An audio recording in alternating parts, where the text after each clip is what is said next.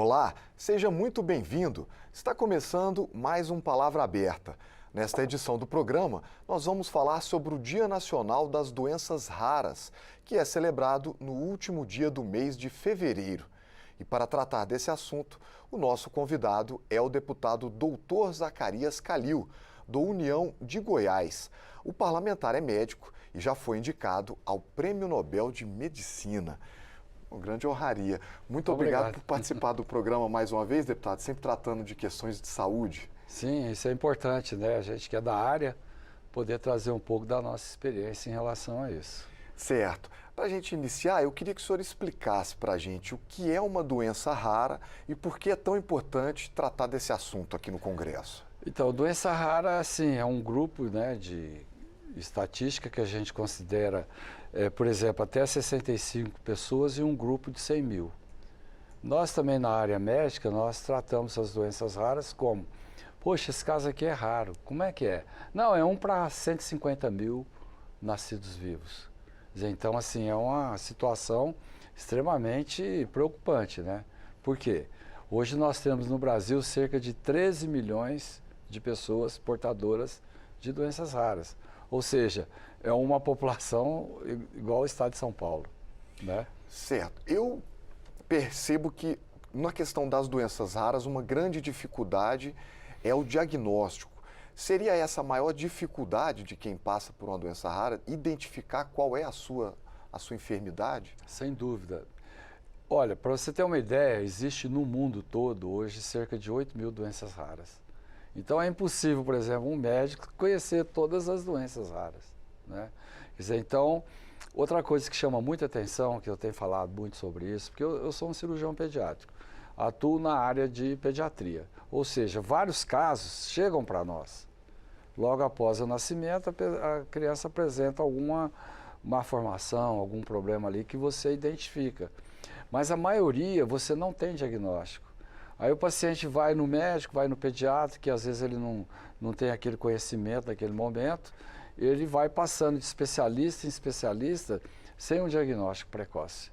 Esse é o maior problema, a maior dificuldade que tem você fazer o diagnóstico precoce para que esse paciente tenha uma melhor qualidade de vida, um melhor tratamento, né, e que ele possa ter uma sobrevida muito maior do que se ele esperar aí ao longo da vida, aí, com 10, 12 anos, ser diagnosticado com essa patologia. Então, o diagnóstico precoce é importante. Agora, infelizmente, as universidades, né, ou as faculdades de medicina não estão preparadas para isso. Não tem um centro assim específico de doenças raras. Ou seja, o paciente é tratado por quê? Por sintomas. Ele apresenta um sinal, um sintoma, não, agora nós vamos fazer isso. Mas você tem que ter um estudo genético para saber que tipo de alteração de cromossomo, né, DNA desse paciente que ele possa apresentar. Vou dar um exemplo aqui de um caso que eu atendi há uns anos atrás, uma criança que tem uma síndrome raríssima. É 1 para cada 1 bilhão de nascidos. Ela tem a síndrome do lobisomem. Então, assim, é uma alteração do cromossomo 8, que até então, não, esse aqui era um problema que ela nasceu com a chamada lanugem, né, aquele pelo que a criança nasce, que com o passar do tempo desaparece. Ela não, ela desenvolveu uma síndrome mesmo, né, de pelo, e foi na televisão, pediu ajuda, já estava com uma determinada idade. Aí nós iniciamos um tratamento que eu tenho no serviço público, que é o laser, né, pelo menos deu uma qualidade de vida melhor para ela. Porque até então ela não sabia como é que era o rosto dela.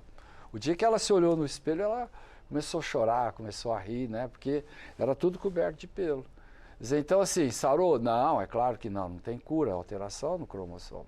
Mas, pelo menos, a gente hoje está dando continuidade, né, com outros especialistas, para que ela possa ter, pelo menos, evitar o chamado bullying, chamar a atenção das pessoas. Então, assim, todo dia você vê alguma situação dessa quando a gente discute doenças raras. O senhor disse que é cirurgião, lembrou aqui que é cirurgião pediátrico, inclusive o senhor foi indicado ao Prêmio Nobel pelas suas cirurgias de separação de gêmeos chifópagos, os chamados gêmeos siameses, né? Essa característica também é uma doença rara? Ah, sim, muito rara. Quer dizer, por exemplo, quando você fala o termo chifópagos, é porque fala que é unido aqui pelo apêndice tifoide, Esse ossozinho que a gente tem aqui, ó. Mas na realidade são gêmeos conjugados. Então, assim, depende de como eles estão unidos, né? Pela cabeça, pelo tórax, pelo abdômen, pela bacia. Então, por exemplo, são extremamente raros os gêmeos, inclusive os que são unidos pela cabeça. São raríssimos, né?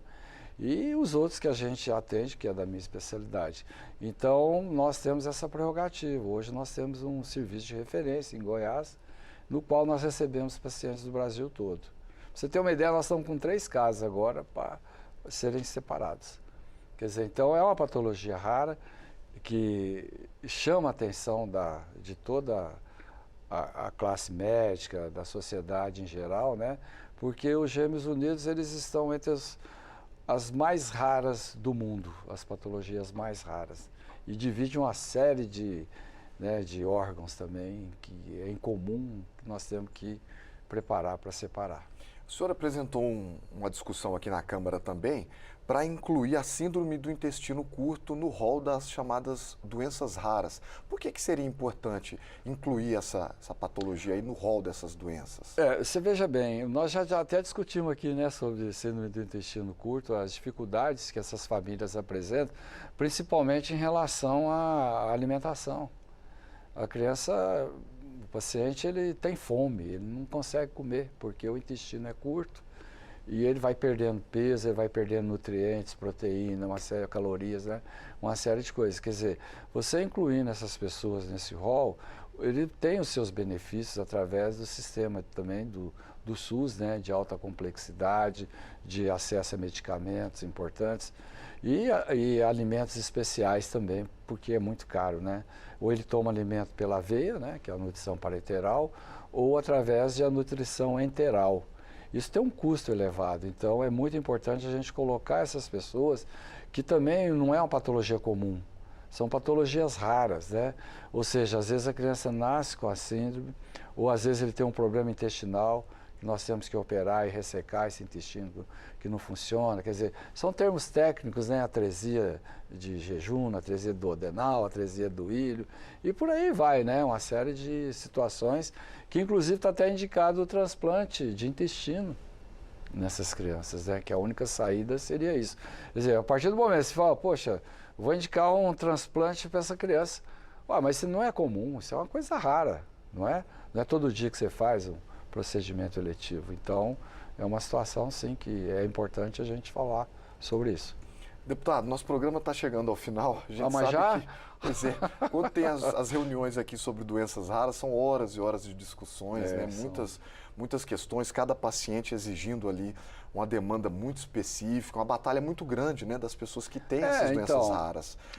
Quero agradecer ao senhor por participar do programa. Se o senhor quiser também, por favor, fazer as considerações finais. É importante a gente falar sobre o que você falou aí sobre o diagnóstico precoce e introduzir essa matéria nas faculdades de medicina, né? Então, não é você atender um caso isolado, mas ter um centro de genética. Quer dizer, no Brasil são pouquíssimos os especialistas nessa área para que você possa fazer um diagnóstico e tratar esses pacientes de uma maneira precoce, eficaz e com bom prognóstico. Tá certo. Muito obrigado por participar do programa, deputado. Sempre às ordens. Eu conversei com o deputado Zacarias Calil, do União de Goiás, sobre doenças raras. Eu sou Marcelo Westphalen e você pode rever esta edição do Palavra Aberta no canal do YouTube da Câmara dos Deputados. Acesse também as nossas redes sociais. Muito obrigado e até a próxima.